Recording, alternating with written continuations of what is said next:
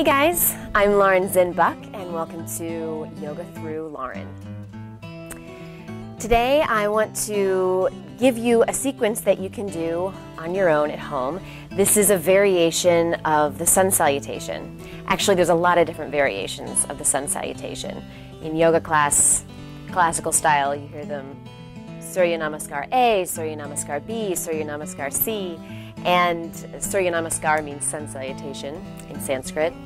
And they're all great, but the one that I'm going to show you is kind of a mix and match variation, and I really like it because it's suitable for all kinds of different bodies. You can be a beginner, you can be more advanced, and I'll take you through sort of the most basic version on one side, and then when I start the second side, I'll show you a couple of more advanced things that you could layer in if that's your fancy. So what else do I want to say? Sun salutations, the intention behind them is, it's two things. One, as the name would imply, it's meant to create some heat. It's something that's meant to be done in the morning or maybe midday to get your energy up. It's not something you want to practice right before you go to bed at night. Although this particular variation is not super fiery, it's just something to keep in mind. This is meant to get your energy up. The second thing that's good about a sun salutation is that it's kind of a complete practice in its own.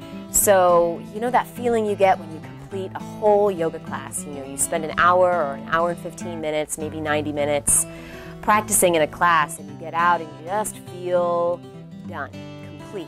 It's a different kind of feeling than you get from just doing a couple of poses here and there on your own at home, which is also very valuable to do.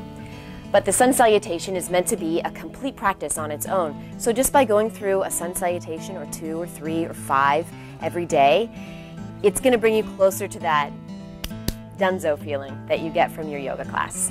So that said, I hope this is helpful for you. I hope it helps to get you on your mat every day or almost every day. And without further ado, let's hop on over there.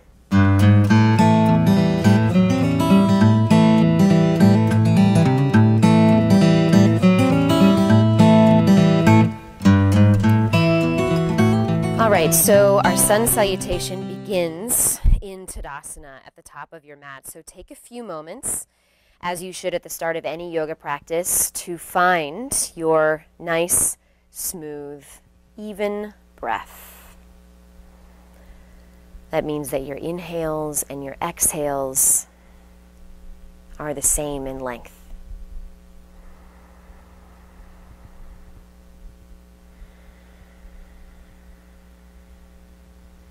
Feel your body. Feel how your feet make contact with the floor. And press down evenly right and left, front and back. Feel yourself connect to the ground through your feet. And as you press your feet down, you'll feel the crown of your head float up effortlessly. So you get taller not through reaching up, but by reaching down. Okay, as you're ready, on the next inhale, stretch your arms up.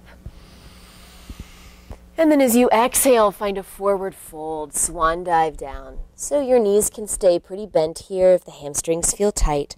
On the inhale, fingertips to the shins, push the feet down and extend the spine out long. And then exhale and fold back down over your legs. All right, fingertips to the floor or to blocks if you're using them. And on the next inhale, send your right foot back into a long lunge. As you exhale, root down through your feet, so really press them into the floor and squeeze your inner thighs together on the next in-breath. You might feel your hands start to get a little lighter. And then when the next inhale comes around, if you feel stable and the breath is still even, hands to the hips, or maybe they reach up alongside the ears for a higher lunge. Go ahead and take another full deep breath in here. And on the full deep breath out, bring the hands to the floor, softly touch the back knee to the ground, and send yourself back into child's pose. So hips to the heels, forehead to the floor. And if the forehead doesn't touch the floor, It won't if your spine's really tight. You can stack 1 or 2 fists underneath your forehead like I'm doing. Good. All right, on the next inhale, you're going to bring yourself up to all fours. And then as you exhale, round your spine like a Halloween cat. So this is cat pose. On the inhale, extend your spine and your right heel. So you can tuck the toes or you can lift the heel up off the ground. And then as you exhale, round the spine again, but bring the knee in toward the forehead. Good. Inhale, reach back through the heel, stretch the heart forward. Good. Exhale, round the knee in toward the forehead again. Last time like that. Inhale, reach back through the heel, stretch the heart forward. And this time as you exhale, hold. Really focus on pressing those palms down. Take another deep breath in. Hike the shin up a little higher. And then as you exhale, bring the foot up between the thumbs as gracefully as you can. Tuck the back toes, lift the back knee up off the floor, and here you are in your lunge. And just notice that my knee is stacked right over my ankle in this lunge. I don't want it too far forward, and I still have that ability to root down through the foot, front and back, inner and outer. Okay? On the inhale, maybe your arms reach up alongside the ears or the hands can come to the hips. Good. Relax your shoulder blades down your back. Your upper body is soft. Good. Take one more deep breath in here, and on the exhale, release the hands down and step the back foot forward. Come back to your standing forward fold. Good. Fingertips to your shins. Inhale, stretch your spine out long by pushing your feet downward. And then exhale and fold over your legs. Take a deep breath in, bend your knees here, let your head and arms be heavy, and as you exhale, press down through your feet and use the pushing down of your feet to power up a little spinal roll up here. Good. On the inhale, unfurl the arms, stretch them up high. Exhale, swan dive over the legs. Good. As you inhale, extend your spine out nice and long. Good. As you exhale, fingertips to the shins, step your right foot back into a long lunge. Good. Find that rooting down of your feet nice and strong. And then on the next in-breath, maybe the arm starts to reach up alongside the ears. And you can also just bring the hands onto the front knee or keep them on blocks here if that's what works for you. The idea is just to feel that your legs start to take the work by pushing down, so that your hands start to feel freer and lighter. So lifting them up is not stressful, and the breath is still nice and even.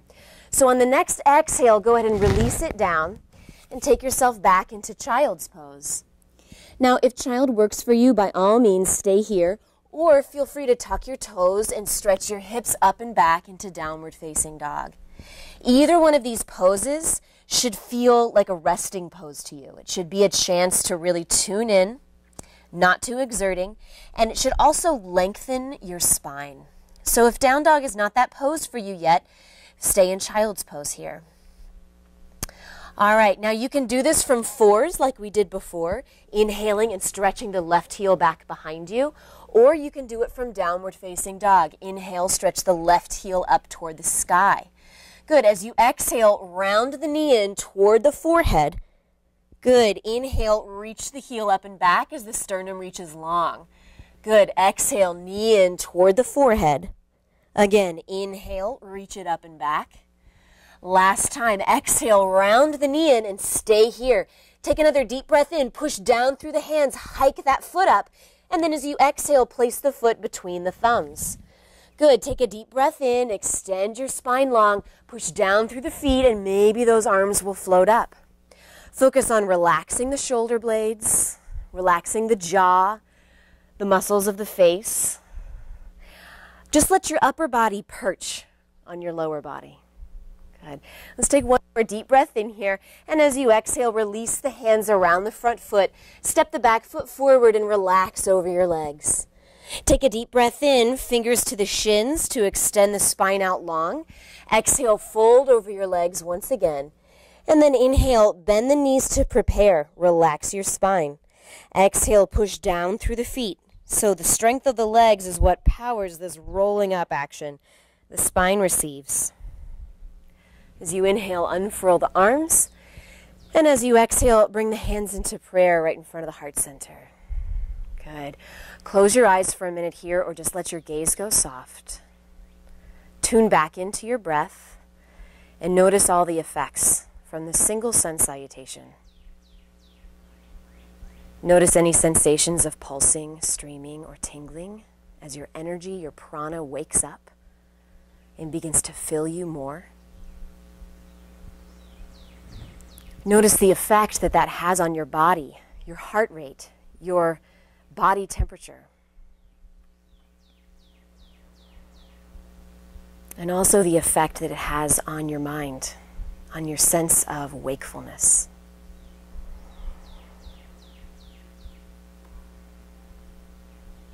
Good.